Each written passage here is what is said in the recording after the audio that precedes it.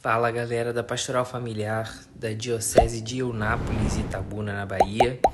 Eu tô vindo aqui para chamar vocês, para convidar vocês para nossa reunião para falar sobre abertura à vida, vivendo mais do que um método anticoncepcional. Então, como de costume, nós vamos nos encontrar pelo Zoom amanhã às 20 horas, tá certo? Então, eu conto com vocês e até lá. Gente, boa noite, sejam todos bem-vindos, né? Doutor Felipe, daqui a pouco eu vou deixar que o senhor se apresente melhor. Nós temos hoje aqui, né, duas dioceses que estão caminhando junto, a diocese de Itabuna com a diocese de Eunápolis, mas temos outras dioceses também que nos acompanham, que participam conosco, e é sempre um prazer muito grande, né, tê-los aqui conosco. Temos aqui a presença do Padre Paulo, o Padre Wilson, e para a gente começar, eu gostaria que o Padre Wilson nos desse, né, Em nome do Pai, do Filho e do Espírito Santo. Amém. Divino Jesus, agradecemos a Ti, entregamos este momento de partilha, de formação, todas as famílias aqui presentes. Entrega em Tuas mãos aquele que irá conduzir este momento, e Tu infunde em nossos corações sabedoria, discernimento, paciência, inteligência, para podermos absorver tudo aquilo que for necessário para as nossas vidas e aproveitar bastante deste momento. Em nome do Pai, do Filho e do Espírito Santo. Amém. Então, mais uma vez, eu quero dar as boas-vindas a todos aqui. A gente tem o costume de deixar os microfones mudos nesse primeiro momento para evitar esses ruídos, né, e facilitar a audição, na verdade, né? Então, nós, mais uma vez, queremos dar as boas-vindas. Dr. Felipe, ele é um médico obstetra, ginecologista. Vou deixar que ele se apresente melhor. Foi uma felicidade muito grande, né? Conseguir essa data na agenda. Muito obrigada pela disponibilidade.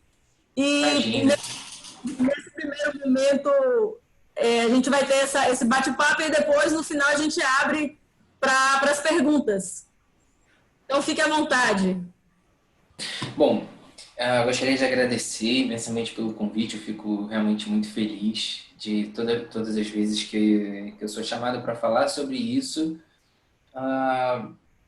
porque eu acredito que a minha profissão é, de fato, mais do que simplesmente só uma profissão, mas uma vocação, né?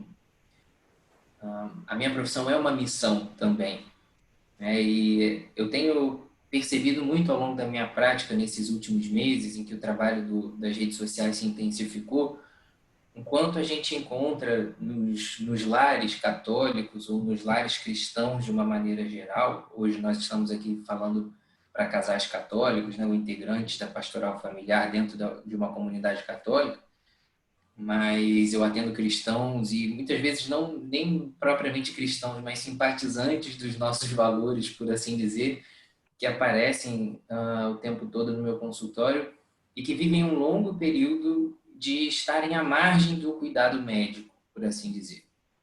E muitas vezes esses casais, essas mulheres, vivem à margem de si mesmas, né? Sem compreender propriamente o sentido da sua existência, o sentido da sua vida matrimonial, o sentido da sua fertilidade, o que isso representa dentro da vida matrimonial e o que a sexualidade representa na sua própria vida, né? Em que contexto ela se manifesta de uma maneira mais plena. E quando a gente entra nas redes sociais para conversar sobre isso, a gente começa a atingir vários territórios que talvez tivessem uma dificuldade muito grande de ouvir certas coisas de um profissional de saúde.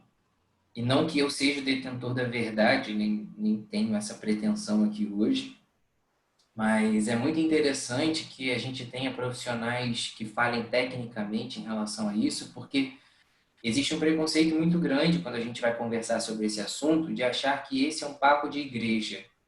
E como se o discurso que fosse colocado dentro de um ambiente religioso fosse um discurso de opinião, propriamente. E não que nós estivéssemos buscando aqui igualmente a verdade ou a compreensão das coisas, né? Como se aquilo que a gente fala aqui sobre abertura à vida, sobre métodos naturais, sobre fertilidade, sobre sexualidade, sobre matrimônio, como se isso fosse simplesmente aquilo que o Papa escreveu porque ele quis, né? E como se não fosse propriamente a consequência também de estudos, né? De compreensões sobre a própria vida, de um profundo questionamento do sentido da existência humana que fizesse com que a nossa igreja carinhosamente chegasse à manifestação dessa opinião de uma maneira muitas vezes dura, mas também necessária, né? E da mesma forma que ela é dura nos seus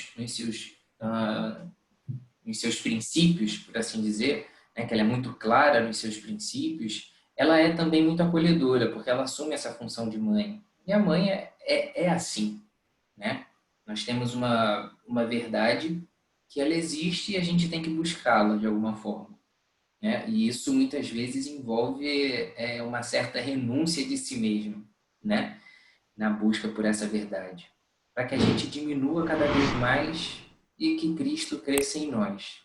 Veja, quando nós estamos falando em abertura à vida propriamente, nós estamos nos referindo a uma realidade de casais que estão vivendo a vida matrimonial ou que estão prestes a viver ou dispostos a viver a vida matrimonial. E esse é um tema que é sempre muito polêmico, né? E que sempre incomoda muitos casais quando a gente está conversando sobre isso. E eu acabei, por questões particulares, fazendo o meu curso de noivos de uma maneira mais, como é que eu vou dizer, mais íntima. Eu não tive a experiência de conviver dentro do curso de noivos, ou do que hoje nós chamamos aqui no Rio, pelo menos, de EPVM, né, dos Encontros de Preparação para a Vida Matrimonial. Eu não tive essa experiência porque eu fiz a minha formação diretamente com um padre amigo nosso, meu e da minha esposa. Mas eu fui, quando eu era do grupo de jovens, eu era o representante do grupo de jovens na pastoral familiar da minha paróquia. Então a gente acabava se comunicando muito com o pessoal do curso de noivos e a gente teve alguns eventos em comum. E a gente é muito duro, né? A gente reconhecer uma certa responsabilidade sobre esses tabus que a gente criou quando a gente vai conversando sobre sexualidade dentro da igreja. Porque é muito triste a gente ver como muitos grupos, não enquanto igreja, mas como uma decisão pessoal, como muitos grupos se omitem um pouco dessa discussão. E a gente vê isso, eu fico muito triste realmente de ver quando a gente vê certos cursos de noivos que são feitos naquele intensivão de um dia só, e vendo que casais estão sendo preparados para a vida matrimonial, estão sendo trazidos à consciência sobre a vida matrimonial no encontro de final de semana. Uma coisa que eu espero de verdade que esse tipo de encontro e que esse tipo de preparação nós consigamos chegar um dia na maturidade de uma preparação de pelo menos 6 meses. Eu sempre brinco, né, com os lugares onde eu vou conversar sobre esse assunto, que um curso de noivos bom é aquele que gera uma meia dúzia de separações ali no meio do caminho. Não porque por ele ser cruel ou criar desamor, mas porque ele necessariamente precisa trazer os casais para a consciência de uma vida matrimonial que não é fácil. E não é que ela seja fácil porque ela seja propriamente árdua e que o sacrifício faça da vida matrimonial um sofrimento. Mas que para aqueles que não estão preparados para essa compreensão do que é amar e de como esse amor se manifesta na vida do casal, a renúncia perde o seu sentido, né? E aí as dificuldades passam a ser meramente um sofrimento sem sentido, e isso afasta muito os casais.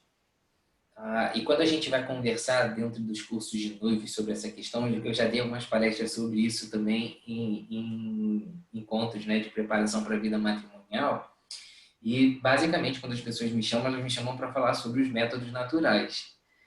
Então, eu dificilmente começo falando nesses encontros, quando eu falo sobre métodos naturais, dificilmente eu começo falando sobre os métodos naturais em si. Quem me acompanha nas redes sociais sabe que há pouco tempo eu liberei um material, né, online sobre como redescobrir a sexualidade no relacionamento, E, basicamente, quando eu falo sobre isso, dentro desse material desse curso que eu fiz online, a aula propriamente sobre sexualidade, do ponto de vista biológico, ela é apenas um módulo dos 4 módulos do curso. E por que isso, né? Porque dentro desse, quando a gente vai conversar sobre isso, a gente precisa falar sobre outras coisas e situar esse amor conjugal dentro de um ambiente familiar em que muitas coisas precisam ser pontuadas antes do que essa vivência da sexualidade.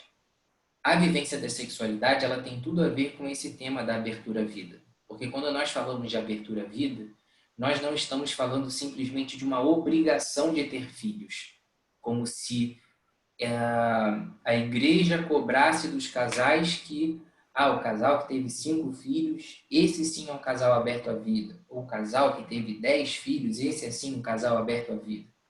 Na verdade, quando nós falamos em abertura à vida dentro do ambiente da igreja, dentro do que a nossa mãe igreja nos propõe, e quando a gente lê quando a gente lê na Humanae Vitae, por exemplo, quando a gente estuda a teologia do corpo, nós estamos falando de abertura à vida no sentido de um casal que está plenamente consciente do seu potencial de fertilidade, como aquele casal que reproduz na sua realidade familiar a própria relação entre Cristo e a sua igreja. E isso é de uma profundidade tamanha que carrega uma grande responsabilidade de nós sermos imitadores de Cristo na sua relação com a própria igreja, sendo assim o esposo com a sua esposa, sendo os dois imitadores de Cristo nessa realidade da vida matrimonial. Essa pequena célula que é a nossa pequena igreja diária.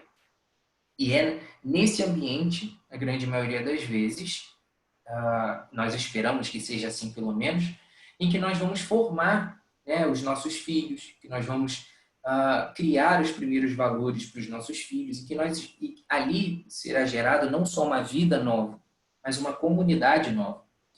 Se nós olharmos para as grandes mazelas que a gente pode olhar assim, a gente pode pensar espirituais da nossa geração hoje em dia, né? Se a gente for olhar para a crueldade da nossa sociedade hoje em dia em alguns aspectos, acho que boa parte disso tem a nossa culpa, do quanto nós, enquanto família, nos omitimos nas últimas décadas em relação à educação, ao cuidado, à criação dos filhos, para que essa geração fosse uma geração, em boa parte, desacostumada ou desacreditada com o amor, com uma experiência de amor verdadeiro.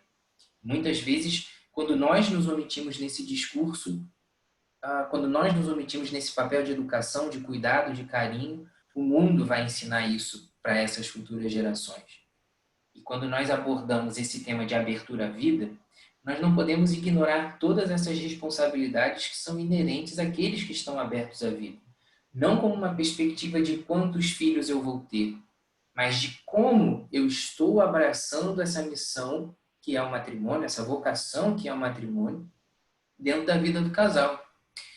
E aí, quando a gente pensa dessa forma, não é que também a gente esteja justificando aqueles casais que, de alguma forma, fogem da sua fertilidade, usando como subterfúgio as suas circunstâncias, por mais difíceis que elas sejam naquele momento. Exemplos práticos, né? Quem me acompanha lá nas redes sociais sabe que em todo momento eu recebo caixinhas de perguntas com as pessoas querendo se justificar em algum momento. Tenho tal e tal coisa, estou passando por tal e tal situação. É legítimo que eu use os métodos naturais para evitar um filho nesse momento?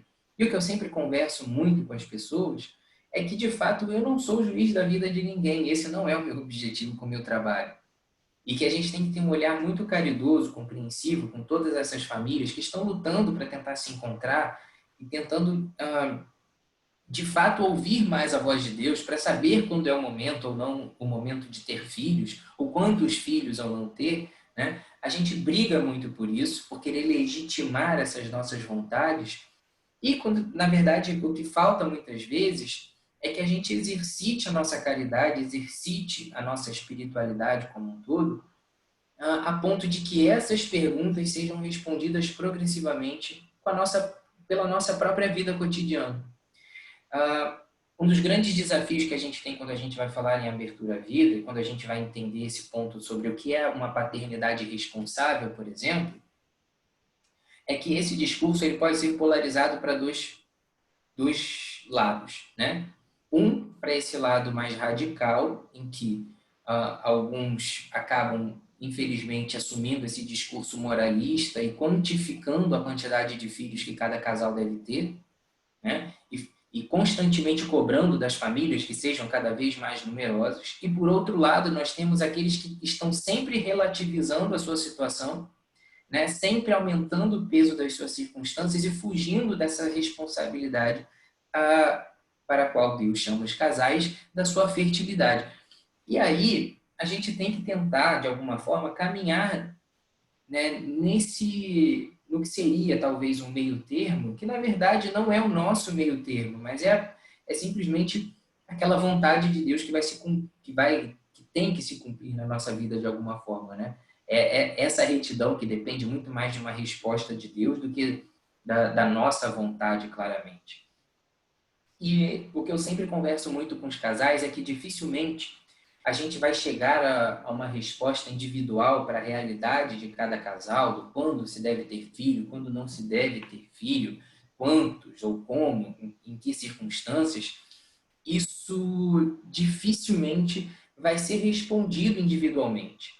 Existe uma resposta coletiva que está presente, né, nos documentos da nossa igreja, nos ensinando sobre o que podem ser razões, circunstâncias razoáveis em que os métodos naturais podem ser utilizados para se espaçar o tempo entre as gestações, mas nós não somos conhecedores de toda a verdade das circunstâncias de cada uma das pessoas.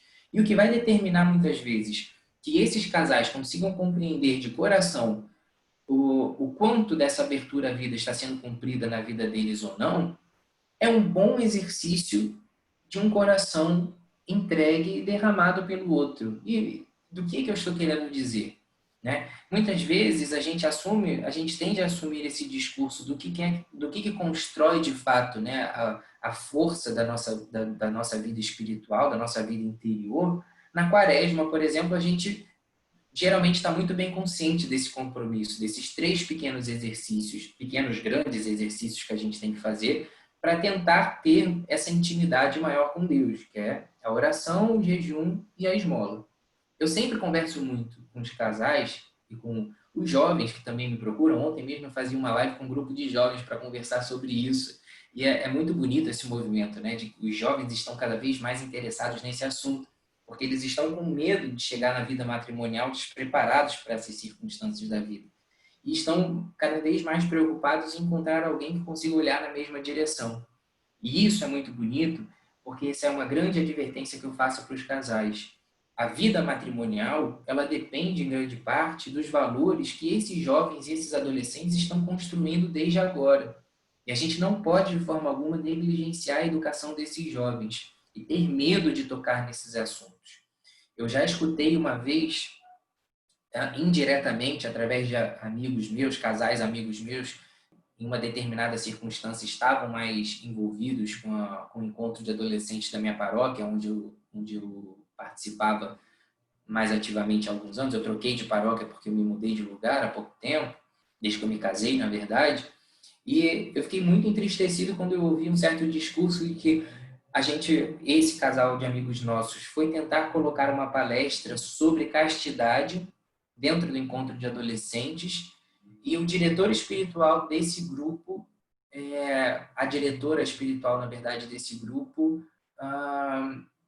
meio que embarreirou, entre aspas, essa atividade com a justificativa de que esse era um tema muito difícil para ser tratado com os jovens e que essa questão de castidade é muito complexa e que isso não é uma realidade para nós, seres humanos, e que isso foi uma qualidade, por exemplo, atribuível à Virgem Maria, e que a nós isso não cabe. Isso é muito perigoso quando nós conversamos sobre castidade desse ponto de vista, sobre sexualidade desse ponto de vista, de algo tão inatingível, tão inalcançável, simplesmente por reconhecermos a nossa condição de fragilidade, né? Nós somos seres humanos, vulneráveis, obviamente, mas somos filhos de Deus, plenamente conhecidos por Ele, envolvidos de toda a misericórdia para que não nos falte a oportunidade de recomeçar.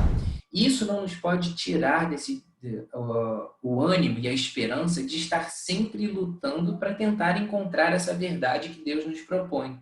E essa luta constante para encontrar a verdade dentro daquilo que Deus nos propõe, ela é própria também da vida matrimonial. Porque ali haverá uma luta constante desse casal, né, dessa família, de tentar se encontrar dentro daquilo que é a vontade de Deus. No sentido de que nós temos que diminuir para que ele cresça. E o que significa isso? Renunciar às nossas vaidades, renunciar ao nosso orgulho, né, renunciar, de fato, aos nossos pequenos apegos do dia a dia.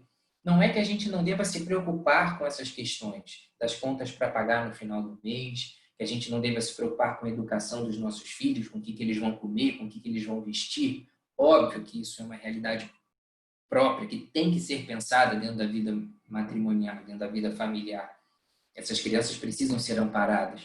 Mas acontece que, na grande maioria das vezes, o aconselhamento que eu dou para os casais em relação a isso, quando me procuram no consultório, por exemplo, às vezes encaminhados até por padres que pedem essa ajuda, com esses casais que estão vivendo esse desafio de aprender os métodos naturais, o aconselhamento que eu dou para eles, na grande maioria das vezes, nunca é um problema de ordem financeira. Ele é sempre um pano de fundo para uma insegurança muito maior em relação aos medos da criação dos filhos, da falta de tempo. Eu já vivi situações de mulheres que me procuraram e que, a princípio, elas estavam procurando um método para espaçar gestações. Mas quando eu começava a revirar aquele coração e a conversar um pouquinho mais, o que eu via era uma mulher refém dos seus medos e que não encontrava no seu parceiro um homem que desse para ela segurança e confiança para que ela tivesse mais filhos, apesar dessa ser a vontade dela. E aí ela se sentia pressionada a aprender um método natural para que ela não fosse culpada por uma nova gestação e aquilo não viesse a desestabilizar o ambiente matrimonial. Então você veja que muitas vezes a preocupação é o medo de perder uma vida confortável e não a dificuldade de sustentar de fato aqueles filhos. E isso, é claro que essa é uma preocupação nobre, a preocupação com a sustentação dos filhos, mas essas questões maiores, elas só conseguem ser vistas sob uma perspectiva santa e de eternidade quando os pequenos desafios do dia a dia começam a ser abordados por essa mesma visão. Muitas vezes, a gente quer vencer os grandes pecados do nosso dia a dia, assim, as grandes falhas que a gente reconhece no nosso dia a dia, e a gente dedica um esforço absurdo para tentar modificar aqueles grandes vícios. E a gente esquece de modificar os pequenos que nos enfraquecem a todo segundo, né? Então, a gente, às vezes, esquece dos pequenos pecados da maledicência, dos pequenos pecados daquela avareza cotidiana que a gente tem. Eu brinco sempre com os casais que eu falo, você não vai conseguir pensar em ter mais um filho até o dia que você conseguir vencer essa avareza de abrir a tua carteira e dar a maior nota da tua carteira para o mendigo que te pede dinheiro no sinal. E as pessoas ficam me olhando. E eu digo isso por experiência pessoal. Esse foi um desafio pessoal que eu estabeleci para mim. Antigamente eu procurava a menor moeda que eu tivesse no carro, porque eu distribuía uma moedinha para cada um no sinal e eu me sentia bem em dar aqueles 50 centavos para alguém, pensando que de 50 em 50 centavos ele vai juntar o dinheiro dele. Mas aonde está a minha caridade nessa atitude de doação? Praticamente nenhuma. Eu estou contando com a ajuda dos outros para que a minha ajuda faça sentido. Ou muitas vezes a gente justifica, eu não vou dar dinheiro para esse mendigo, porque eu não sei o que ele vai fazer com esse dinheiro, mas não interessa. A tua atitude de caridade é uma atitude de entrega, ela não está condicionada ao que o outro merece receber, mas ao que o outro precisa receber. Mas ele vai comer no McDonald's. Você não gosta de comer no McDonald's? O mendigo também gosta de comer no McDonald's de vez em quando, né? Então, a gente tem que tomar cuidado, porque a gente, em pequenas coisas do dia a dia, assim, a gente sempre se esconde atrás das circunstâncias para justificar a nossa miséria espiritual, a nossa mesquinharia, muitas vezes. Se a gente não vence essas pequenas dificuldades do dia a dia, os grandes desafios do dia a dia não encontrarão uma resposta caridosa. Muitos casais têm essa dificuldade de abdicar daquele pequeno momento de querer ter razão diante do seu cônjuge. E se a gente não renuncia a esse desejo de ter razão nas pequenas coisas do dia a dia com o nosso cônjuge, a gente não vai conseguir renunciar a esse desejo de ter razão sobre a hora de ter filhos. Então, são pequenas coisas que a gente vai modificando. A vida de oração, igualmente. Para quem não tem rotina de oração, um Pai Nosso e uma Ave Maria todos os dias. Se obrigue a fazer isso. É o seu compromisso, é a sua necessidade. Se você não começa com essas pequenas orações, vai ser difícil você ouvir a voz de Deus te dizendo aqui que quantos filhos você tem que ter ou como você deve ter esses filhos. Igualmente, o jejum. As pessoas menosprezam muito a prática do jejum hoje em dia porque trazem à memória, né, trazem no seu imaginário sempre essa ideia do jejum como um grande sacrifício que vai causar realmente uma grande tribulação na tua vida. Entendam como o jejum, ao qual a igreja nos chama, como pequenas práticas que vão te levar ao domínio das suas paixões. E essas paixões nada mais são do que os nossos ímpetos, essas vontades mais impetuosas que aparecem e tentam nos roubar de nós mesmos, né? Desse ambiente de domínio, do nosso intelecto, da nossa espiritualidade. Se você não começa jejuando nas pequenas coisas, vai ser bem difícil que você consiga abdicar das grandes coisas na sua vida que os teus filhos vão te exigir. Porque as grandes renúncias, quando você tem que ter um filho, elas não são renúncias financeiras. Porque sejamos honestos aqui hoje, nessa noite. Qual de vocês aqui, desses casais, vivem num ambiente de plena fartura que nunca tenha que se preocupar com as contas a pagar? Quem de nós aqui não faz conta para pagar todas as contas no final do mês? Então, nós estamos sempre numa situação de dificuldade. Então, essa situação dificilmente ela mudará com os filhos. Com filhos ou sem filhos, nós sempre estaremos contando moedinhas e notas até no final do mês para fechar as contas no verde e não no vermelho. A grande dificuldade que nós teremos de renunciar na nossa vida matrimonial é renunciar ao tempo que nós teremos com o casal. É renunciar às comodidades de dormir mais tarde, acordar mais tarde, de ter um final de semana livre, de não ter que se preocupar com a educação, de não ter que se preocupar em ensinar os filhos, em dar disciplina aos filhos. Então, essas são, na verdade, as grandes renúncias que a gente acaba tendo que fazer. E se nós não temos um coração verdadeiramente preocupado em se derramar pelo próximo, é muito difícil que a gente consiga enxergar numa abertura à vida um sentido para a nossa própria vida. Porque se nós não estamos acostumados a inclinar o nosso olhar sobre os que mais precisam, ter mais um filho não fará sentido, porque será mais trabalho, mais dificuldade, mais renúncia, um peso e as grandes realizações pessoais de fazer do matrimônio um lugar santo, um lugar onde Deus de fato habita e fecunda aquela relação, não só biologicamente, mas espiritualmente, porque essa abertura à vida não é só uma abertura à vida biologicamente falando. Se nós não tomamos essa consciência de que ali, na vivência daquela sexualidade sadia, está intrinsecamente uma abertura a todas as possibilidades na forma de uma responsabilidade, de cumplicidade, de fidelidade, o nosso matrimônio vai ser vivido também de uma maneira meio capenga. E isso reflete de alguma forma na nossa vida matrimonial. O que eu abro os olhos dos nossos casais, né, sempre, dos jovens, enfim, dos noivos, dos namorados, sempre, é que se a ideia de ter filhos é vista com muita dificuldade por aquele casal, provavelmente existe algum outro problema que está se refletindo em outros aspectos da vida afetiva. Porque dificilmente um casal aberto à vida é um casal mesquinho um com o outro. Dificilmente um casal, um homem e uma mulher, dentro do ambiente familiar, que são abertos à vida, dificilmente eles são mesquinhos nos seus sentimentos. Dificilmente eles são mesquinhos, né, na sua capacidade de perdoar e de pedir perdão. Porque são pessoas que realmente conseguiram, naquele momento, colocar as coisas no seu devido lugar. Basicamente, as coisas no lugar de coisas e as pessoas no lugar de pessoas. Isso trará significado para aquela vida, um ressignificado para aquela vida matrimonial em todos os aspectos. Né? Um casal que reconhece na vivência da sua sexualidade a plena capacidade de gerar mais filhos e de gerar também um relacionamento mais forte, mais entregue, mais íntimo, mais unido, ali nós estamos vivendo essa prática daquilo que na teoria nós conhecemos bem, de que o sexo tem o seu caráter unitivo e procriativo. O que isso significa? Significa que esse casal precisa estar plenamente consciente da beleza que é, desse viver se derramando e fazer da sua vida conjugal um altar e não um túmulo, onde você vai entrar cheio de ressalvas, cheio de medo, mas um lugar cheio de esperança, de entrega. Ali, quando você compreende essa beleza que transcende, né, a dimensão biológica e já entra na escala espiritual, ali ter filhos faz sentido.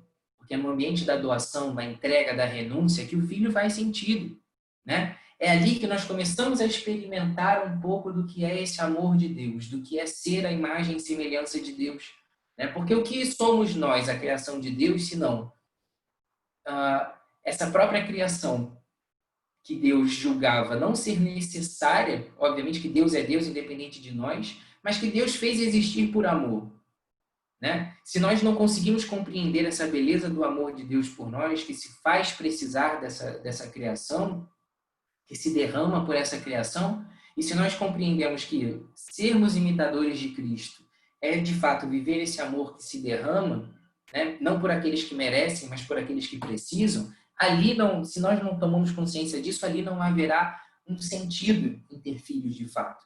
E por isso que os casais que têm essa dificuldade de se abrirem à vida, eles precisam revisar no seu íntimo o que é o sentido para eles da caridade, o que é o sentido para eles do amor. Não necessariamente só o amor conjugal, mas quem é Jesus para essa pessoa. O que significa para ela ser um imitador de Jesus Cristo. É claro que existem os aspectos práticos disso, eu não sei, Valesca, peço que você me oriente aqui para que eu também não me estenda demais e nem deixe faltar nenhuma das informações, mas eu não sei se é o objetivo hoje que eu fale sobre métodos naturais e as possibilidades, ou se eu posso deixar isso para o ambiente das perguntas, porque eu acho que fica uma coisa mais prática. Porque um dos grandes empecilhos que eu vejo na minha vida cotidiana como médico, para que essas pessoas se sintam mais abertas à vida, porque é impossível ser aberta à vida com um método que não seja natural, né, de planejamento familiar, por assim dizer, muitas pessoas têm dificuldade de exercer isso porque não acreditam nesse método, porque cresceram ouvindo na escola que isso é papo de igreja, que isso não tem ciência por trás, que isso é coisa de maluco. A grande maioria dos casais que chega para mim para conversar sobre métodos naturais sempre fala assim: nossa, ainda bem que eu te achei, porque eu não aguento mais ir ao ginecologista, falar para eles que eu faço billings e ele falar assim: você está querendo engravidar, né? Você só pode estar querendo engravidar mais uma vez. Como se isso fosse uma ofensa. Assim, se o médico vira para mim hoje em dia e fala assim: se eu uso billing, você está querendo engravidar, então, né? Tô sim. Tô querendo engravidar. Às vezes eu não tô, às vezes eu tô, às vezes eu não tô. É por isso que eu faço billing. Então, muitos casais têm dificuldade de se abandonar nesse método porque não encontram alguém que os apoie, que esclareça que esse é um método que foi estudado, que já foi um método defendido pela OMS, mas que obviamente caiu em desuso, porque a OMS lucra muito mais com a cultura da morte, do abortamento, com a cultura dos anticoncepcionais, do DIU, do que com o planejamento familiar natural, e esses foram estudos que foram esquecidos e deixados de lado. Mas hoje em dia existem refinamentos dos métodos de observação de fertilidade que são tanto quanto mais estudados do que os anticoncepcionais. Muitas mulheres usam o anticoncepcional hoje porque não têm noção dos efeitos nocivos, né, biológicos e comportamentais que ele tem. O anticoncepcional foi criado dentro de uma arquitetura, uma engenharia social perversa que visa nada mais, nada menos do que silenciar o corpo da mulher e objetificá-la, né? Tirá-la do ambiente familiar e inseri-la no ambiente pura e simplesmente produtivo, economicamente falando. Não foi uma tentativa, apesar do que se tenta defender hoje em dia, porque esse discurso foi monopolizado por um grupo específico que tentou também relativizar isso, a inserção dos anticoncepcionais na sociedade não foi uma tentativa de libertar a mulher da opressão sobre a sua vida sexual dentro de um ambiente familiar conservador. Não foi uma tentativa de jogar uma mão de obra até então não tão qualificada obviamente que nessa parte o machismo tem uma grande responsabilidade de não de achar que o ambiente da mulher era única e exclusivamente o ambiente da casa, e dentro dessa perspectiva existia, né, há bem pouco tempo atrás, infelizmente, algumas décadas atrás, um percentual muito grande de mulheres que não tinha acesso à educação, mas o anticoncepcional não veio para dar acesso à educação para essas mulheres. Na grande maioria das vezes, a intenção era fazer com que essas mulheres ganhassem o mercado de trabalho e que elas, como mulheres que ainda não tinham estudado e que não estavam bem preparadas até aquele momento, que fossem usadas como mão de obra mais barata. Tanto que elas foram inicialmente, quando inseridas no ambiente de trabalho, elas foram inseridas dentro de uma jornada de trabalho quase que análoga à escravidão, né? Extremamente cruel. E, da mesma forma, a história da formação, da criação dos anticoncepcionais é uma história igualmente perversa. Os primeiros estudos com anticoncepcionais foram feitos em países pobres, miseráveis, de realidades miseráveis. Se eu não me engano, um dos primeiros países em que foi oferecido, que foram feitos estudos com anticoncepcionais, se não me engano, foi na República Dominicana, numa população específica, extremamente pobre, e esses estudos foram feitos sem nenhum controle de comitê de ética. Foram oferecidos a essas mulheres o uso de pílulas sem que elas nem soubessem o que elas estavam tomando, falando para elas que elas tomassem isso, elas controlariam a sua fertilidade de alguma forma e não teriam mais filhos e teriam mais dinheiro sobrando no final do mês. Essas mulheres toparam isso e essas mulheres sofreram e morreram e foram submetidas aos piores tipos de efeitos colaterais possíveis dessas terapias hormonais, que não se tinha a mínima ideia do que eles poderiam fazer no corpo de uma mulher. E a história desses anticoncepcionais ela é hoje contada por essas ONGs feministas sem nenhum pudor, de que esse período da história é um período sombrio, mas que foi necessário para que elas chegassem a esse ponto. E essa relativização da vida, essa relativização do valor da vida, hoje cria essa cultura perversa de que, por exemplo, né, as populações mais pobres não merecem ter filhos, porque a realidade que vale a pena é uma realidade de riqueza, de uma vida mais abastada, e que os pobres que enfrentam já as dificuldades financeiras não merecem ter filhos para atrapalhá-los e dar despesa para o Estado. Então, essas mulheres precisam de anticoncepcional para que a nossa sociedade seja uma sociedade saudável. Ao mesmo tempo, as mulheres achavam que estavam vivendo uma libertação, uma revolução sexual quando começaram a se tornar estéreis para que pudessem ter relação sexual sem compromisso. E essas mulheres hoje, elas são mais objeto do que nunca.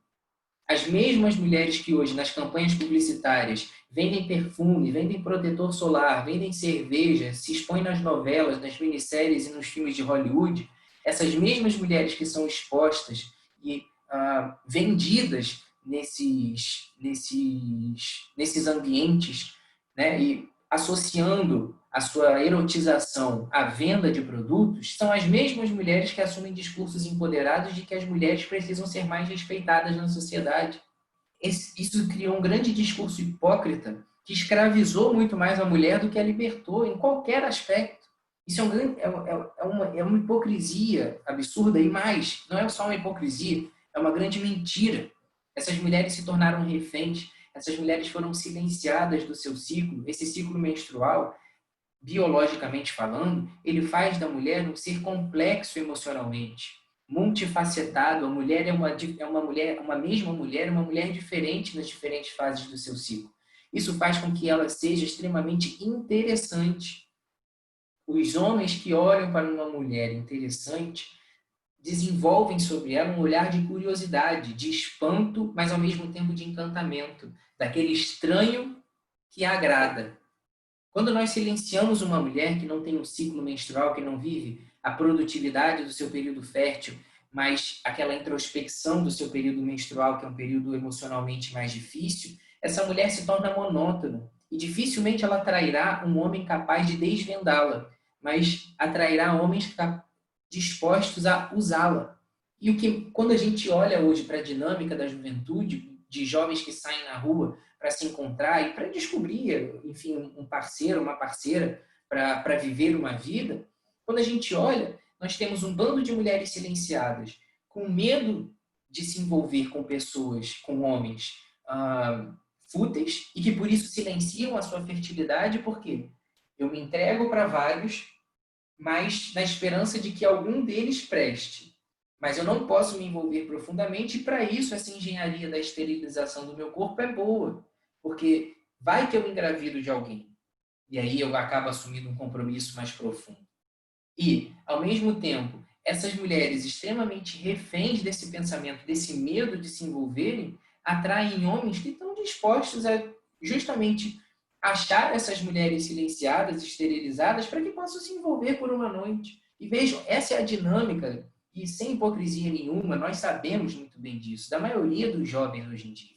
Ninguém está disposto a sair para conhecer uma mulher ou um homem com o qual vale a pena ficar. Mas pessoas pelas quais a gente simplesmente quer passar por uma noite, aproveitar sem nenhum compromisso, sem ter que se preocupar no dia seguinte, né?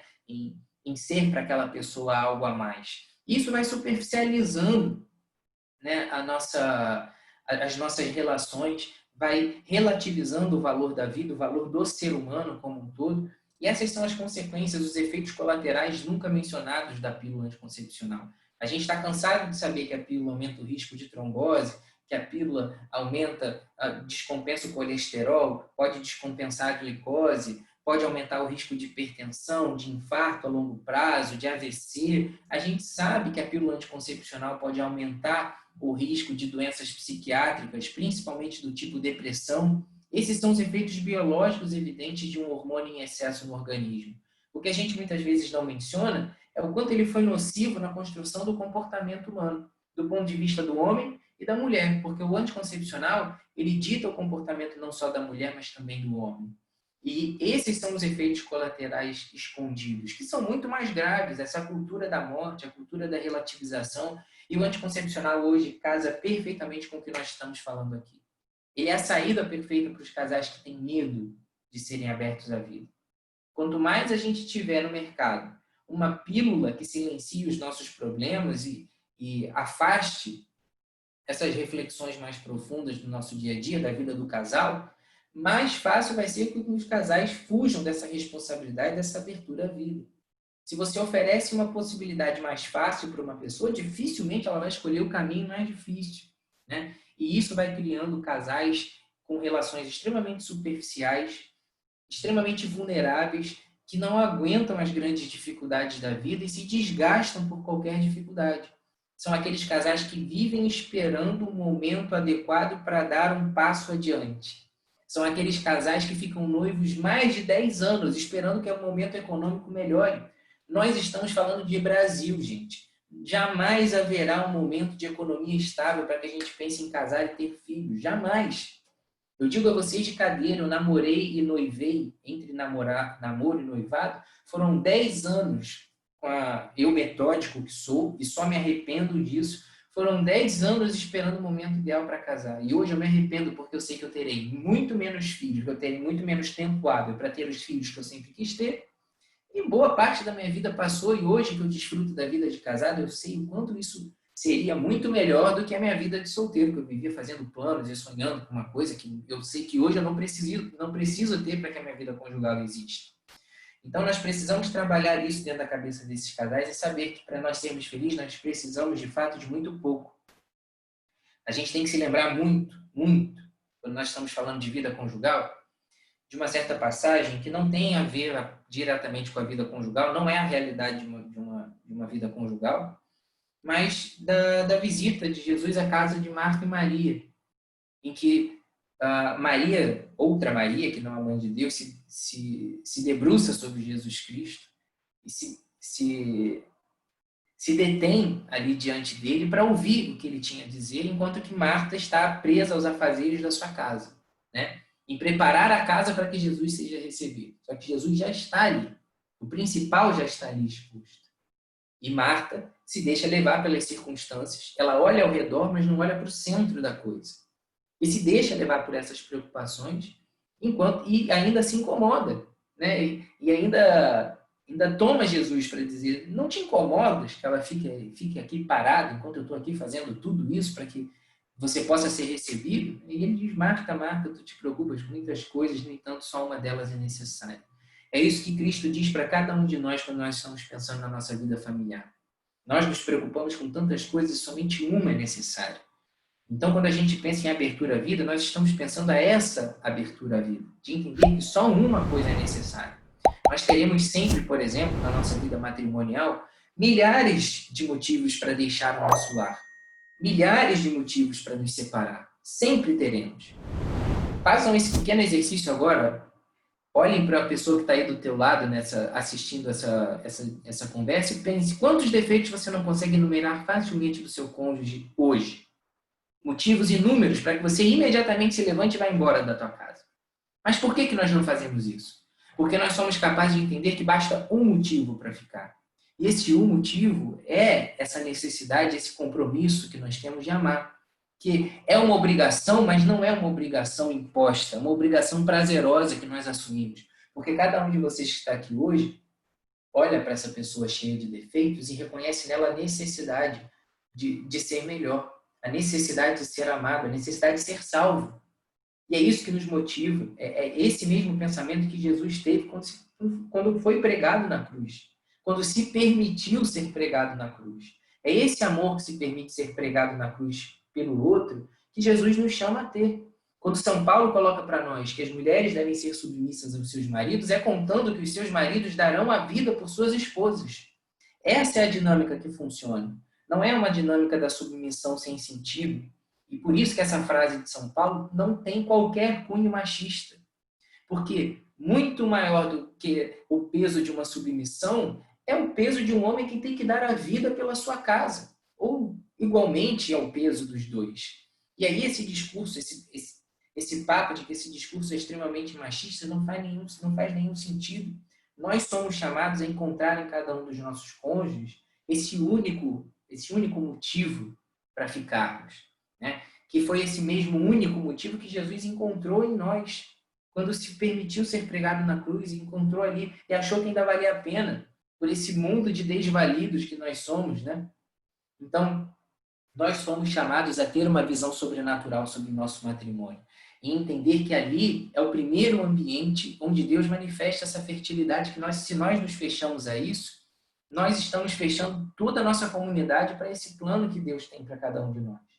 Né? É nessa pequena célula familiar que as coisas vão começar. Se não começa ali, não tem para onde crescer, não tem como crescer. Então, é por isso que a igreja se debruça tanto sobre esses estudos. E é por isso que a instituição familiar é extremamente atacada hoje na sociedade. Porque onde não existe a família, o mundo cresce. E onde o mundo cresce, cresce a selvageria.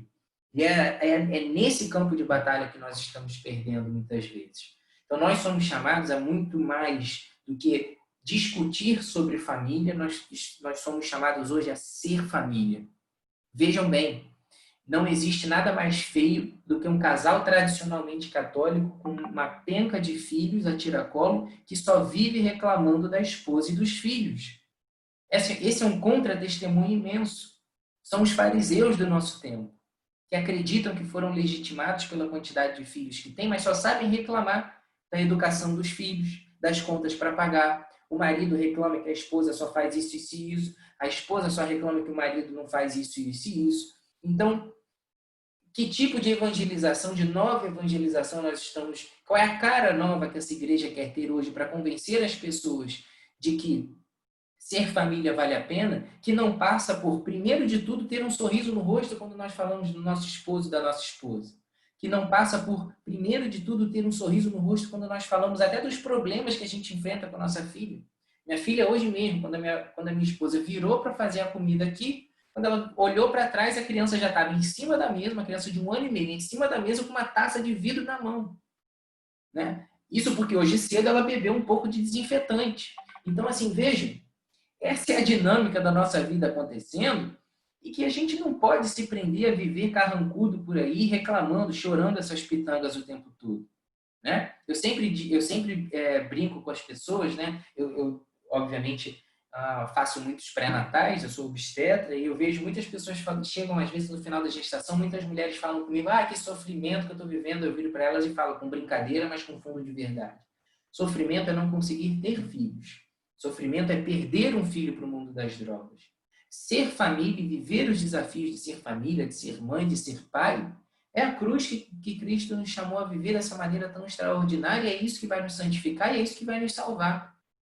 Né? Se nós não assumimos essa primeira cruz de sermos essa família que Cristo escolheu para nós, então todo o resto acaba perdendo sentido também. Então que nós sejamos cristãos cada vez mais abertos à vida e com gosto por isso. Que tenhamos esse gosto, esse sorriso no rosto de não saber o que vai ser o dia de amanhã. Ah, e se eu engravidar amanhã assim do nada, sem nenhum planejamento, sem saber como é que vai ser, porque o mercado não para de subir, a escola não para de subir. Eu falei, ah, e aí? Você vai ter mais ou menos dinheiro por causa disso? Você está sempre reclamando das contas. Se você não tivesse nenhum filho, você não ia estar reclamando também? Né? Então a gente tem que começar a viver com esse gosto de ser cristão. Esse gosto de ser católico, de acreditar que a nossa família é um ambiente em que Jesus se manifesta ali primeiro, né? E que a santificação do homem passa, acima de tudo, por ser esse esposo. E a santificação da mulher passa por ser essa esposa. Esse homem que dá vida pela sua esposa, essa mulher que é submissa ao seu esposo, não que obedece simplesmente ao seu esposo, né? E não um esposo que faz tudo que a esposa quer, mas no sentido santo dessas duas palavras, né? De encontrar esse caminho de santidade, de achar, de fato, nesse casamento a via de santificação e fazer dele um ambiente fértil. Não só um ambiente fértil de filhos, mas um ambiente fértil de espiritualidade, de alegria, de esperança, de fé, de caridade, né? Que transforme a vida ao nosso redor. Até porque nós estamos falando aqui, eventualmente pode ter um casal aqui entre nós que viva um grande dilema, um grande sofrimento de viver uma infertilidade conjugal. Essas pessoas também não são chamadas à fertilidade da vida? De serem promotores da paz, da esperança, do amor, da adoção espiritual de filhos, de afilhados, de sobrinhos, de amigos, né? Então, que a gente não se prenda a essa questão de abertura à vida como uma questão numérica, mas que a gente entenda que essa é uma questão espiritual também. De que essa fertilidade biológica ela só existirá onde existe uma fertilidade espiritual. Enquanto houver uma mesquinharia espiritual em se doar pelo outro, ter filhos, tantos quantos forem possíveis, será sempre uma grande dificuldade. Doutor Felipe, excelente. O senhor pode falar um pouco sobre a questão do método? Perdão, aqui cortou aqui um pouquinho para mim, eu não ouvi. Para falar um pouco sobre o método Billings. Bom, sobre o método Billings. O método Billings é um método natural extremamente estudado, cujo índice de eficácia chega em torno de 93% a 94%. Como é o método Billings? O método Billings é um método que observa o muco cervical, o muco do colo do útero e as sensações que ele produz na genitália da mulher. Tá? Então, a gente sabe que o ciclo menstrual ele começa de uma forma, com predomínio de um hormônio específico, que é o estrogênio. Esse estrogênio faz um pico no meio do ciclo e depois, quando ele cai, sobe também a progesterona, e a progesterona é que predomina na segunda metade do ciclo menstrual. O estrogênio e a progesterona mexem com o muco lá no colo do útero, que é aquela parte que você escolhe o preventivo todo ano. Então, a gente sabe que, de acordo com o tipo de muco que ali está presente, existe um momento específico do ciclo acontecendo lá dentro do útero e dos ovários. Então, toda mulher tem um padrão de muco infértil, quando os ovários ainda não começaram a produzir hormônio, tá? Estrogênio. Então, ali, nesse comecinho do ciclo, a mulher tem um muco infértil, que é geralmente um muco mais espesso, mais esbranquiçado, pegajoso, parece uns gruminhos de papel, ou parece uma cerinha, alguma coisa assim. Conforme o estrogênio vai aumentando ao longo do ciclo, esse muco vai se tornando cada vez mais, progressivamente mais lubrificante, mais escorregadio, mais liso, por assim dizer. Até ele chegar no auge da fertilidade, no pico de estrogênio no meio do ciclo. Esse meio varia, né? Esse meio é mais começo ou mais final, que não é um meio certinho. Mas nesse pico de estrogênio, o muco assume a sua completa função de fertilidade. É aquele muco extremamente elástico, né? E ele é assim viscoso, pegajoso, porque ele é um muco que permite que o espermatozoide fique nadando ali para chegar até o óvulo lá na trompa. Então, esse muco é fértil por isso, porque ele permite que o espermatozoide suba pelo útero e chegue até a trompa para encontrar o óvulo lá. Quando nós observamos a mudança do padrão de infertilidade para o padrão de fertilidade, a gente começa a entrar na janela de fertilidade. E é nesse período em que o muco minimamente fértil começa a aparecer, no ponto de mudança de muco, que a gente começa a ter a janela de fertilidade. É nesse momento que os casais que estão abertos à vida para ter filhos, naquele momento, podem ter relações que gerem filhos, e é nesse momento que aqueles casais que não podem ter filhos naquele momento devem evitar as relações a fim de não ter filhos naquele momento. Então, essa é a dinâmica do BIMS. E tem algumas regras que precisam ser adotadas. Não é só ter relação no período fértil ou fora do período fértil. Existe uma série de regras a serem feitas para que você não se confunda na contagem desses dias. O Billings, para ser feito de verdade, ele precisa de anotação diária para que você não se perca no calendário, não confie só na sua memória.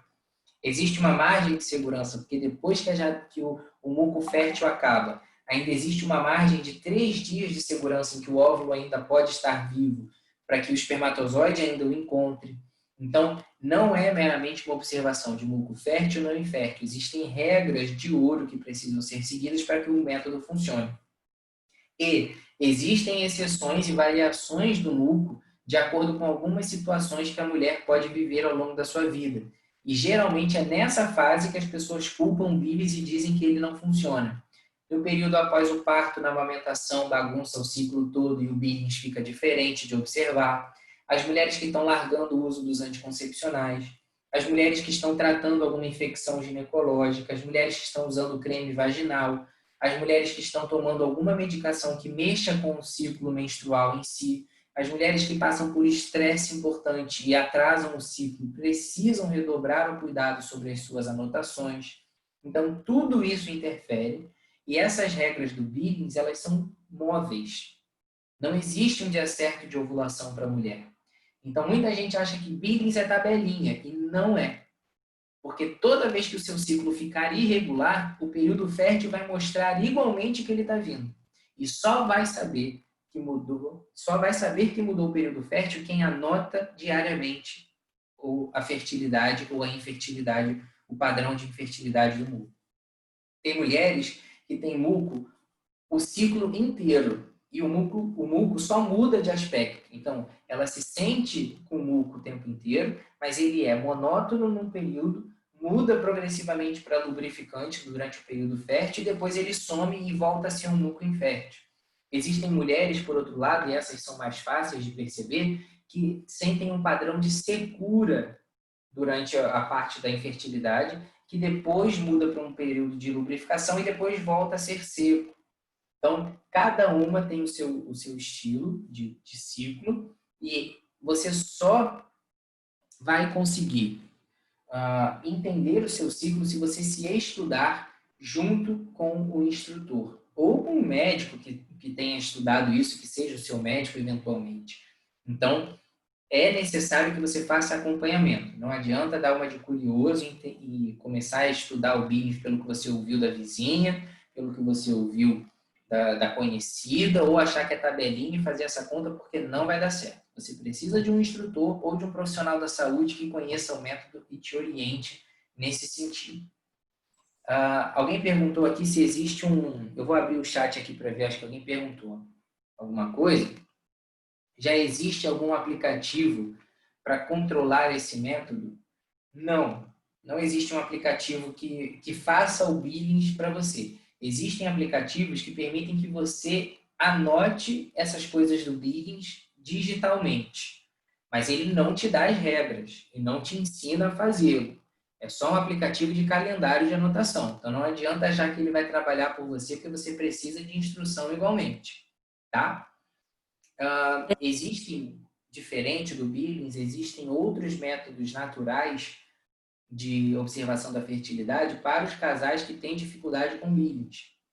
Um método muito legal que eu tenho trabalhado com alguns casais é o método que a gente chama de natural cycles, ciclos naturais em inglês, que é baseado na temperatura basal. É um método também que já foi muito utilizado classicamente, e o método de temperatura basal ele já era utilizado classicamente na forma de um gráfico manual. A mulher tinha um gráfico em casa e ela marcava com canetinha lá as temperaturas, ela ia medindo todo dia, anotando.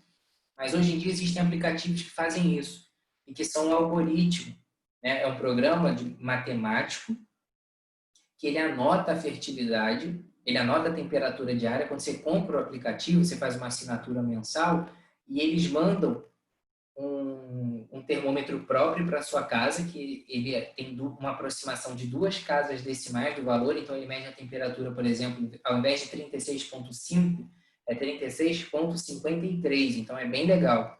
E o algoritmo, você bota, todo dia você alimenta o aplicativo com essa medida da temperatura, que é a temperatura quando você acorda. De manhã, a mulher acorda, antes de beber água, antes de fazer qualquer coisa, ela pega o termômetro na cabeceira e bota na boca. Aí ele dispara uma temperatura, ela anota no aplicativo. Aí o aplicativo sozinho calcula, faz o gráfico da temperatura mensal dela. E ali nesse gráfico ele mostra diariamente se é dia fértil ou dia infértil, se tem risco de ter filhos naquele dia ou não com a relação. E nesse aplicativo você pode fazer várias outras anotações. Então ele é bem legal também e é uma alternativa para os casais que têm dificuldade de observar o muco, porque ele é mais objetivo, ele lida a temperatura, que é uma coisa que você mede, quer dizer, mede na boca. Então, o muco, às vezes, é um pouco subjetivo. É um excelente método. E ele tem a mesma eficácia do Natural Cycles. Os dois têm 93% a 94%. Ah, Felipe, mas isso é muito baixo. Será que é baixo? Sabe qual é o índice de sucesso da pílula? É 95% a 97%. Que método tão superior é esse que é a pílula, que aumenta diminui em 2, 3% o risco de uma gravidez. Né? Quando você fala aí do DIU, por exemplo, o índice de sucesso dele é 99,9%. Uma possibilidade infinita de abortamentos. É isso que nós queremos para a nossa vida? Não. Então, nós não podemos ter tudo, né? E, geralmente, a solução mais fácil dificilmente será a melhor. Então, dentro das nossas possibilidades, os métodos naturais têm um índice de eficácia altíssimo. Né? De cada 100 pessoas que tentam, 94 têm sucesso em ter filhos ou evitá-los de acordo com o seu momento no matrimônio. Então, são novas perspectivas. Esse Natural Cycles, por exemplo, foi apresentado no Congresso Internacional de Ginecologia e Obstetrícia aqui no Rio de Janeiro há 2 anos atrás. Isso não é papo de gente desentendida, papo de gente ignorante, não.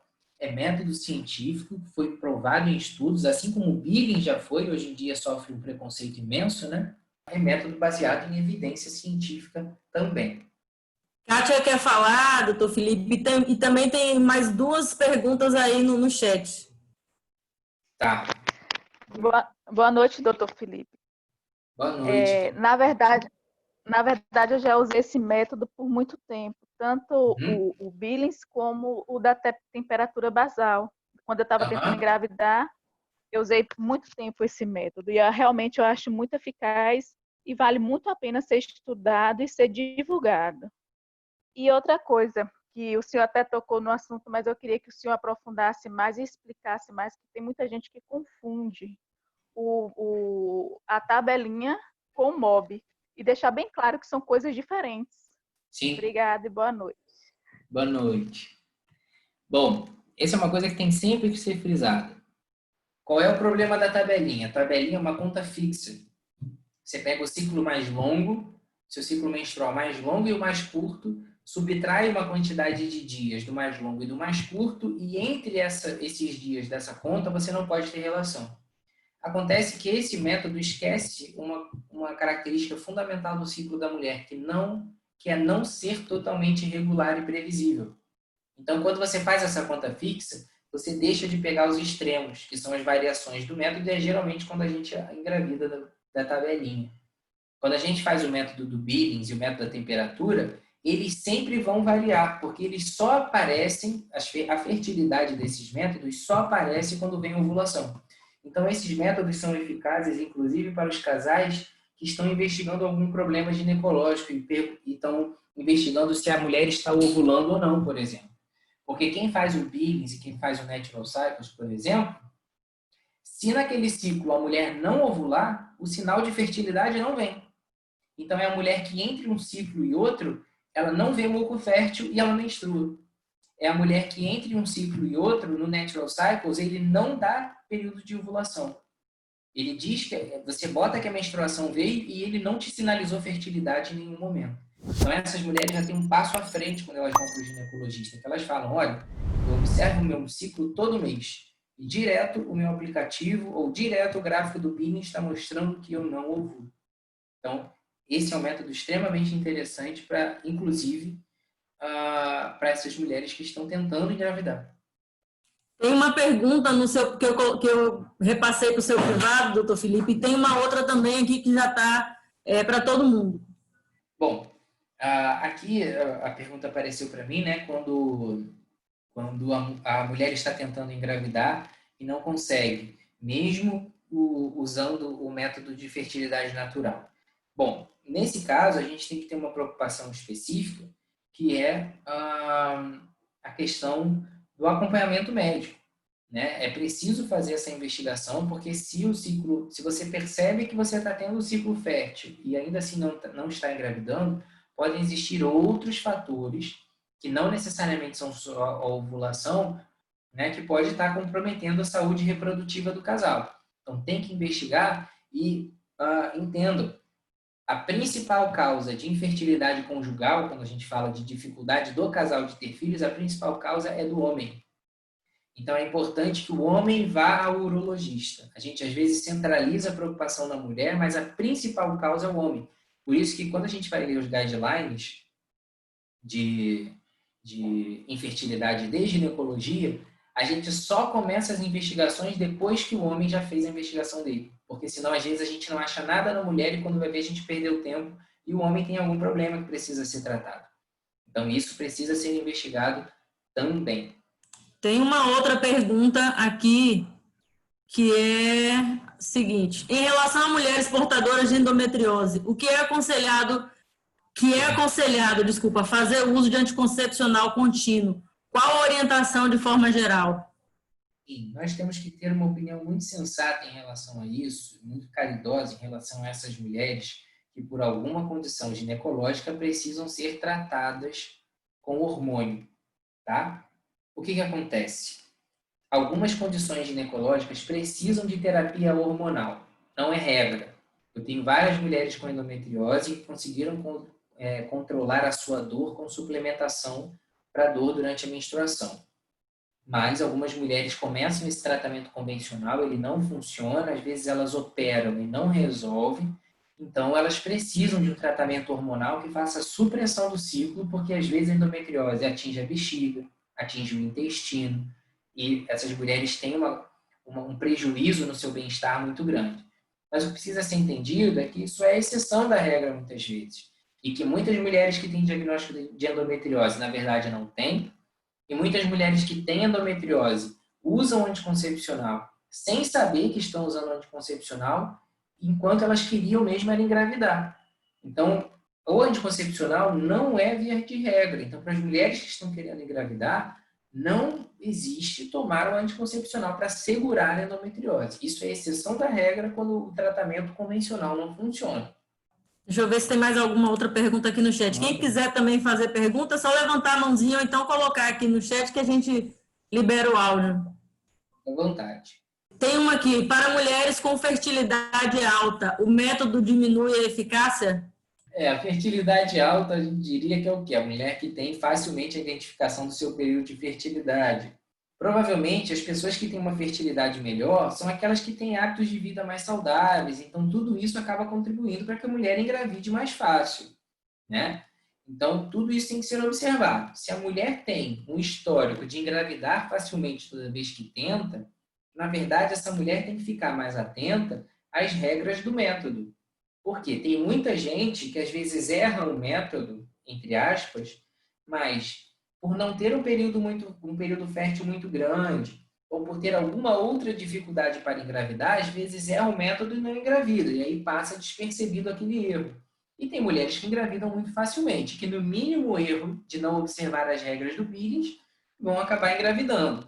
Não é que essa mulher tem uma fertilidade mais alta, ou que o método funcione menos. É que como ele é um método sujeito a erros de comportamento, aquelas que engravidam mais facilmente, se não observarem a regra a rigor, elas vão acabar engravidando mais mesmo. Mas não é que o método falhou, é que a pessoa não fez direito e acabou engravidando mais facilmente. Quem quiser falar é só levantar a mão que a gente vai procurar aqui. Literalmente só levantar o braço ou Vou colocar a mãozinha aqui. escrever no chat. Carla, liberei seu áudio. Pode falar.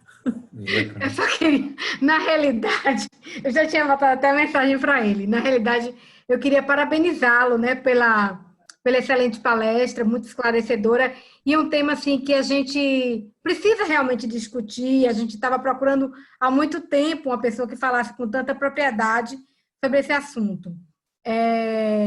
Era só para parabenizar mesmo, eu não tenho nenhuma dúvida para tirar, não. Graças a Deus. Obrigado pelo carinho. Alguém quer fazer alguma outra colocação, alguma outra pergunta?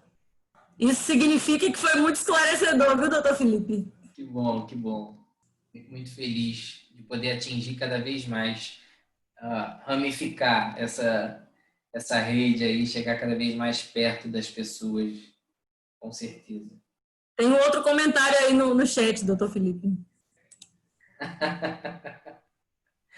Pois é, lá, tem gente que é assim. Alguém mais gostaria de falar, fazer pergunta? Só levantar a mãozinha. Aproveita que o doutor Felipe falou que a próxima data na agenda dele é só 2025. Eu comecei a anunciar que todo mundo podia me chamar para conversar, o negócio começou a ficar apertado para mim. Tem semana que eu vou ver, tem live todo dia. Eu falei, meu Deus do céu, o que eu fiz? Pior que antigamente, quando a gente marcava essas reuniões, tinha lanchinho, né? Agora eu fico aqui em casa, ó, não ganho lanchinho. Mas quando quiser vir a Porto Seguro, vai ser um prazer recebê-lo aqui, viu? Mesmo, com certeza. Vai ter lanchinho e tudo, não se preocupe. Oi, bem. Oi, gente, boa noite. Que alegria, né, que a gente está tendo essa noite.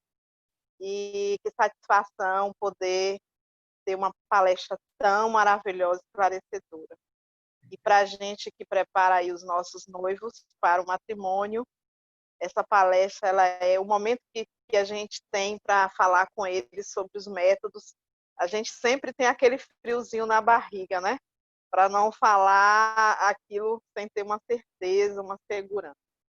Estou muito feliz, eu estou vendo aí casais que a gente preparou para o matrimônio participando hoje, que até estão grávidos, estão gestantes, e que eu estou muito, muito feliz em vê-los aqui e dizer muito obrigada, viu, doutor? Obrigada por nos falar com essa linguagem cristã, com esse ponderamento para nós cristãos, que não é fácil no mundo de hoje, a gente levantar essa bandeira não para, né, aprontar, mas para colocar a consciência da vida, né, do nosso desejo de defender a vida e de estar aberto à vida. Então, vou já me inscrever lá no seu canal e te acompanhar, eu estou muito, muito feliz. Parabéns, Deus abençoe o senhor, sua família, sua mente, seu coração esteja sempre aberto para nos orientar nesse sentido, para que sejamos realmente imitadores de Cristo e defendermos a vida. Grande abraço. Amém, obrigado. Grande abraço. Eu queria perguntar. Diga. Pode falar, Rafael. Doutor Felipe, boa noite, parabéns pela palestra. Deixa eu lhe falar.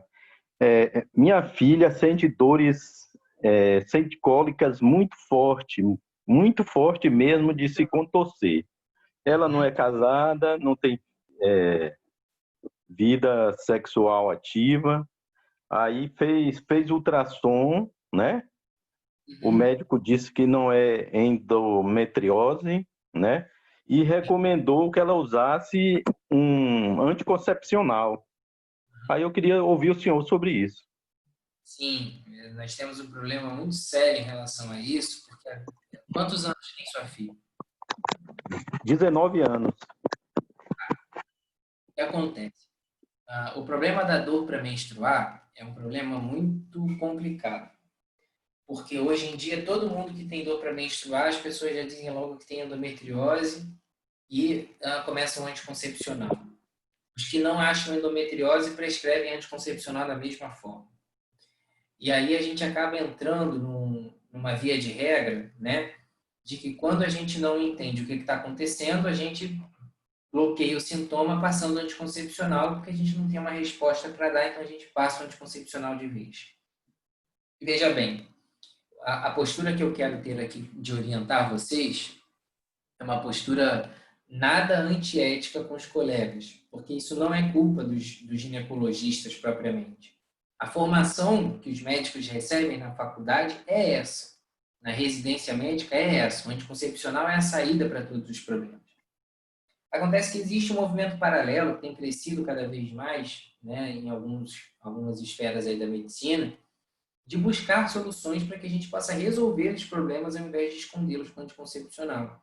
Então, é dentro dessa realidade que a gente tenta investigar melhor a causa, especialmente quando a gente está falando do risco, né, da possibilidade de endometriose, a gente tem que investigar com exames mais invasivos. Então, se a ultrassonografia não mostrou nada e a sua filha tem muita dor que a incapacita dessa forma, o ideal é que ela faça, por exemplo, uma ressonância magnética da pelve, no lugar de uma mulher, de uma médica ou um médico que tenha experiência no assunto para investigar, porque muitas lesões da endometriose passam despercebidas na ressonância. E ao contrário também, muita gente vê um monte de coisa na ressonância que não é nada e chama aquilo ali de endometriose. E aí as pessoas ficam condenadas a esse diagnóstico para o resto da vida, tomando anticoncepcional desnecessariamente. Eu vou te dizer da minha experiência do consultório hoje, que eu vejo que a grande maioria das mulheres que recebeu o diagnóstico de endometriose não tem endometriose. E que aquelas que nunca receberam o diagnóstico, muitas vezes elas têm endometriose. E aí, a proposta de tratamento para essas mulheres que não querem usar o anticoncepcional ou que não precisam usar o anticoncepcional é, de fato, propor ali um tratamento de controle daquela inflamação que gera dor da endometriose, daquela fibrose que gera dor da endometriose, modificar o estilo de vida, melhorar, às vezes, o peso da pessoa.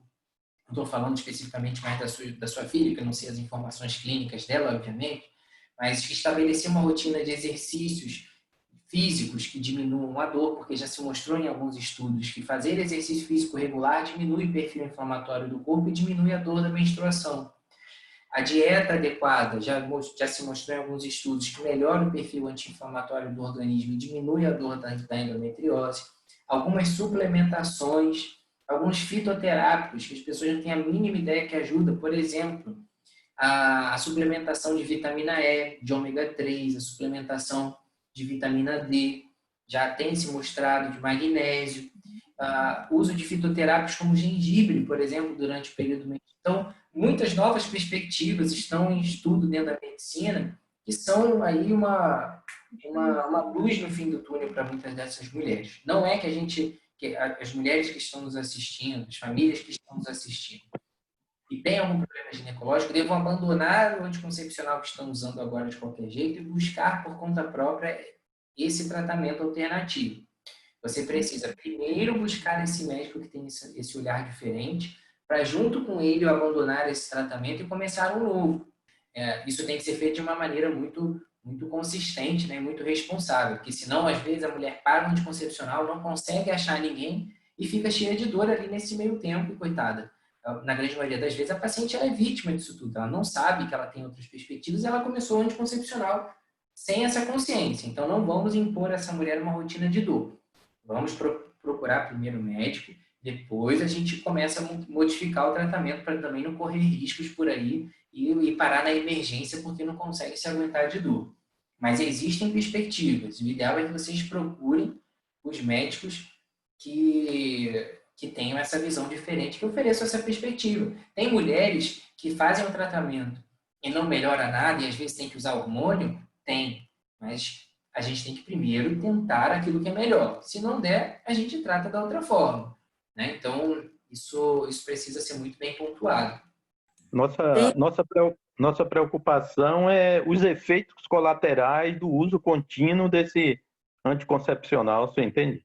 Sim, e eles existem de fato, e por isso mesmo eles só devem ser usados quando os benefícios superam os riscos. Na grande maioria das vezes, os benefícios não superam os riscos, a não ser para aquelas mulheres que têm dor forte, que a gente chama de refratárias, né, que não respondem às outras terapias. Aí sim a gente começa a pensar que o anticoncepcional pode ajudar nesse caso, mas isso é a exceção. Muito obrigado. Tem um comentário aqui no chat, doutor Felipe, tem um no seu privado também no chat. Uhum. Esse privado você diz aqui onde eu atendo? Aqui no Zoom mesmo, no chat. Sim. Aparece aí na sua tela. Sim, aqui tem um agradecendo, né? E ela está trazendo aqui, ó, o exemplo dela, tá vendo? Os fitoterápicos, da pessoa que tinha endometriose, os fitoterápicos e a mudança de vida e a dieta anti-inflamatória ajuda muito. De fato, a gente vê isso acontecendo, eu vejo muito isso no consultório. Tenho visto cada vez mais, graças a Deus. Nós agradecemos bastante essa explicação do senhor. Realmente, como já foi falado, a dificuldade é muito grande para a gente encontrar um profissional da saúde que fale com essa propriedade desses métodos naturais. Inclusive, como eu tive problemas, eu tive dificuldade para engravidar, quando eu procurei meu ginecologista, ele não sabia muito me explicar o que se tratava. E eu acabei realmente enveredando para a internet na época. E encontrei grupos de apoio, e esses grupos de apoio foram me direcionando. E aí eu fui estudando, e aí até que eu encontrei um médico que realmente entendia e me explicou direitinho. E eu passei a entender o meu corpo, como ele funcionava. Eu acho que esse método realmente é muito interessante, que você passa a conhecer o seu corpo, porque o seu corpo fala com você no período, né? Então, se a mulher realmente der essa oportunidade, é muito viável. E como o Rafael falou aí, eu tive esse mesmo problema que a filha dele. Eu não tinha ainda uma vida sexual ativa e tinha cólicas muito fortes mesmo. E também a médica passou anticoncepcional. Só que o que aconteceu? Eu tive uma displasia mamária, né? E tive cistos, muitos cistos na mama. Então, eu usei pouco tempo, parei e tentei fazer atividade física. Eu hoje ainda sinto cólicas. Fiz todos os exames, não tenho endometriose, mas tenho cólicas muito fortes. Então, Sim, isso, a gente tem que conhecer um pouco. Uhum. Eu também tive esse problema, na realidade. Eu tinha cólicas tão fortes que eu já fui até internada. Mas minha mãe é ginecologista e obstetra. Minha mãe nunca deixou eu tomar anticoncepcional. E eu só fui deixar de ter cólicas quando eu tive meu primeiro filho. Quando eu tive meu primeiro filho, eu parei de ter cólicas. Mas eu não tive endometriose. Mas minha dor era tão forte que você olhava para mim quando eu estava menstruada, você percebia que eu estava, porque eu ficava pálida, sem uma gota de sangue no corpo. E a dor, eu parava, eu deixava o trabalho, eu não ia para canto nenhum, eu ficava em casa, aí eu usava bolsa de água quente para ver se melhorava aquela dor, né, aqui embaixo. Então, assim, foi muito difícil, porque eu não usei anticoncepcional. Aliás, durante toda a minha vida, eu só usei anticoncepcional durante 3 meses, que foi quando eu casei. 3 meses. Só. Depois parei de usar e nunca mais usei. Então, assim, na realidade, a gente tem que conhecer um pouco, né, disso. Minha mãe disse, não, você não vai usar anticoncepcional porque é hormônio, eu não quero você usando hormônio. Por ela conhecer, ela tá da área, e aí, assim, a gente ia controlando de outras formas, chá disso, chá daquilo, bolsa de água quente, para poder tentar amenizar esse período. Quando eu casei e tive meu primeiro filho, aí passou. Eu não tive mais. Graças a Deus. Eu sempre brinco muito com as seguidoras ali da página, que eu falo que o hormônio não é água com açúcar. Então, a gente tem que ter muito critério para poder usar, porque pode fazer mal. Então, não é que não possa nunca, e que o vilão é o anticoncepcional. O problema é usá-lo sem a devida indicação. Porque aí a gente está submetendo a paciente a efeitos colaterais e silenciando o ciclo dela e fechando esse casal para a vida de uma maneira desnecessária na grande maioria das vezes. Gente, mais algum comentário? Doutor Felipe, eu sei que a hora já está... Eu sei que o senhor veio uma jornada muito longa hoje. Algum outro comentário? Então é isso. Eu vou, né, assim, mais uma vez, muito, muito obrigada mesmo pela participação conosco aqui hoje. Agradecer também a todos os que puderam estar aqui conosco hoje também, né, participando desse bate-papo. Agradecer às dioceses, a nossa parceria, né, com a Diocese de Itabuna, Júlia e Kátia. Hoje eles tiveram um pequeno probleminha técnico com a internet, por isso não puderam abrir o vídeo nem participar de uma outra forma.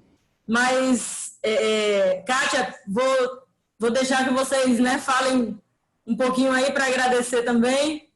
E aí depois o padre, por favor, nós temos hoje 2 padres aqui, viu? O padre Paulo e o padre Wilson. Na verdade são 3.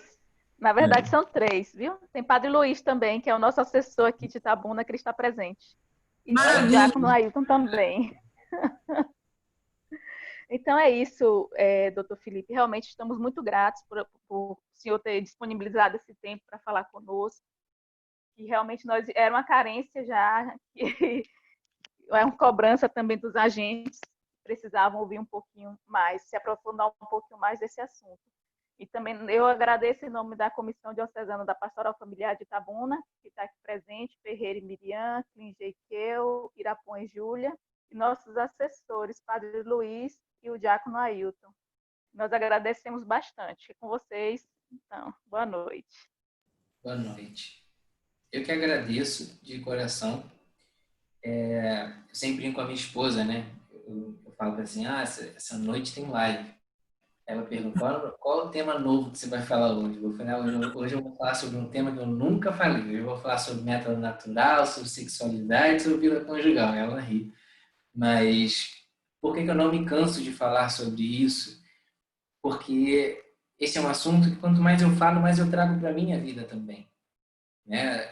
Quando eu me coloco aqui numa posição de conversar sobre isso e trazer essa informação, também de alguma forma, de nenhuma forma, que eu me ache pronto ou me ache dono de alguma verdade para falar sobre isso. Eu me sinto igualmente necessitado, me coloco aqui em pé de igualdade com todas as pessoas que me ouvem sempre, porque essa luta é uma luta de todos nós. Né? Renunciar a nós mesmos e assumir a nossa cruz é uma luta de todos nós e eu me coloco nessa mesma batalha. E eu faço questão de fazer 3, 4 reuniões semanais. Eu nunca me imaginei estando nesse ritmo de reuniões semanais, mas eu faço questão de falar sobre isso nessa intensidade para que eu também ouça, né? Para que em algum momento eu consiga me convencer cada vez mais sobre aquilo que eu mesmo falo. Então, como diz São José Maria Escrivá, né, que a gente chegue ao final do dia se sentindo espremido como limão. Se não for para se consumir assim pelo outro, a gente provavelmente estará vivendo uma vida que não vale a pena. Então, ainda apesar de todo o cansaço, apesar de toda a dificuldade, eu agradeço cada vez que vocês me dão essa oportunidade de me dar trabalho, porque é assim, se derramando e se consumindo que a gente faz a nossa vida ter sentido. Né? Quando a gente se consome assim, até o final do dia a gente começa... Alguém se manifestou aqui no chat de que tinha outro padre assistindo, acompanhando pelo Facebook, e toda vez que eu vejo isso, que eu chego nessa hora do dia ainda conversando profissionalmente, por assim dizer, a gente ainda acaba admirando cada vez mais a vida de um sacerdote.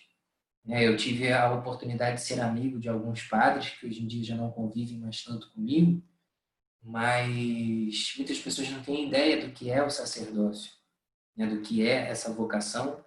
E eu me refiro e agradeço a presença de todos os sacerdotes que estejam eventualmente nos ouvindo aqui hoje, porque essas pessoas renunciaram à sua vida mais do que qualquer outra para se colocar em serviço da comunidade e são pessoas pelas quais a gente precisa rezar sempre. Eu peço isso igualmente por mim, porque eu sei que a nossa luta enquanto igreja não é contra aqueles que podem ferir o corpo, né? Eu sempre repito isso. A nossa luta é contra aqueles que podem ferir a nossa alma, e ninguém trabalha de maneira mais incessante por isso do que os nossos sacerdotes. E eu peço que incessantemente rezem por todas essas vocações, pelas vocações religiosas e pelas nossas vocações enquanto leigos, né? Que nós possamos fazer do nosso serviço uma evangelização constante, que o nosso trabalho seja um apostolado para resgatar essas almas, né? Pescar essas almas de volta. Então, que vocês rezem incessantemente também. Eu peço gentilmente que incluam minha família, incluam o meu trabalho nas orações de vocês, sempre que possível, deem uma lembrada de mim, porque o nosso trabalho é incansável, né? A gente não pode desligar nunca. E estar nessa defesa da vida nos expõe de uma tal maneira que a investida do inimigo contra nós é muito grande, né? Nas mais diversas formas, nas mais diversas pessoas, essa luta se manifesta. E muitas vezes a gente sente que a nossa energia foi consumida, né?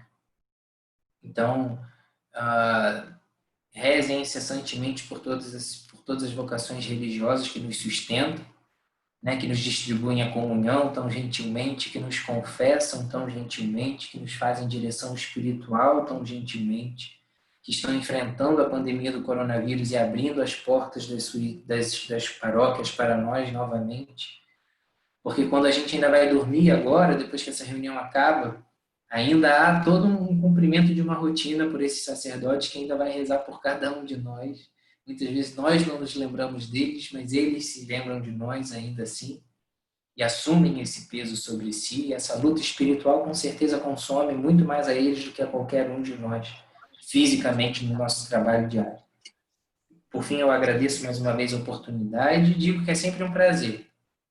E eu falo para as pessoas, não cansem, não percam a vergonha, quer dizer, percam a vergonha de me chamar sempre, porque eu vou estar constantemente dizendo que não posso, mas eventualmente eu vou dizer que posso e aí a gente se encontra sempre, tá bom? E foi uma felicidade muito grande quando eu falei, vou mandar essa mensagem. E aí, coisa de 10 minutos veio a resposta, eu falei, isso é de Deus, esse foi o Espírito Santo de Deus que disse que estava na hora mesmo, mas assim, muito obrigada mesmo. Minha conexão caiu, eu voltei agora pelo celular, porque pelo computador já foi. E Júnior falou que o Padre Damião está assistindo também pelo Facebook, né?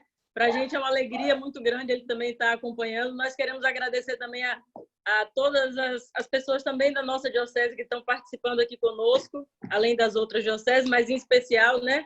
Os daqui da nossa diocese também. E Padre Wilson, como é o nome do Padre? Padre Luiz, né? Pode fazer o encerramento para a gente? Alessa. Oi? Oi, Kátia. É porque eu estou pelo celular e não estou vendo mais as janelas. Eu acho que a internet dele caiu aqui também, ele saiu. A internet não estava boa, eu acho que ele já saiu. Procurei aqui, não vi. Bora, Padre Wilson. Vamos sim. Doutor, muito obrigado, viu? Foi perfeito para nós, viu? É uma temática que eu gosto muito, muito, muito, muito. Eu fui muito agraciado. Até pouco tempo, eu trabalhava em hospital também, não é? Então, assim, eu sou aquele tipo de padre que eu gosto de ver minha igreja cheia. Criança não me atrapalha nas minhas homilias, não me dá trabalho algum. Eu fico muito feliz quando vejo as minhas meninas aqui da igreja, meus casais, as meninas grávidas, não é? E ainda sou aquele padre que, além de acompanhar, eu vou até o hospital, espero ter o bebê. Depois que tem o bebê, eu não entro no centro cirúrgico, o pai traz cá fora, eu pego no colo a criança, tiro foto, volto à noite. Então, assim, eu me sinto muito, muito feliz, realizado, não é? Então, assim, muito obrigado pela palestra do senhor, não é? Muitos disseram, não é, que gostaram bastante, realmente gostei bastante também, não é? Então, vamos, nesse momento, pedir a bênção de Deus. Estou vendo o Padre Paulo Valentini, que também está aqui conosco. É um prazer, viu, Padre? O Padre Paulo, por incrível que pareça, nós moramos juntos no mesmo seminário.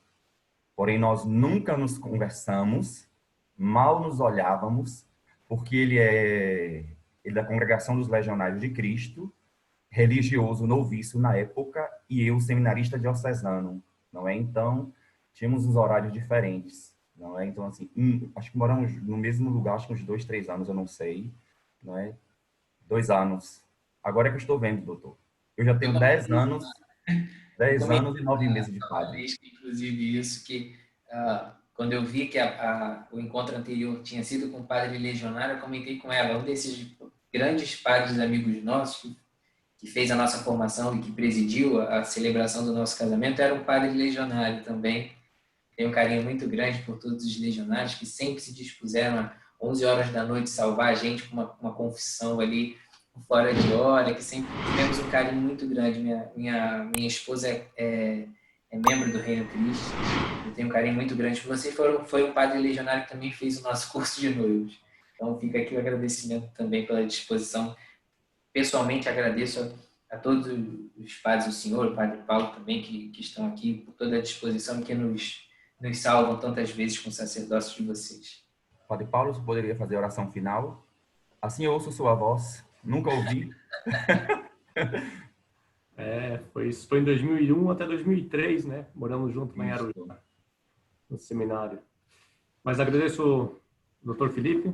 Acho que é interessante sempre ver essa beleza da criação de Deus e saber que o sacerdócio e o matrimônio estão muito unidos.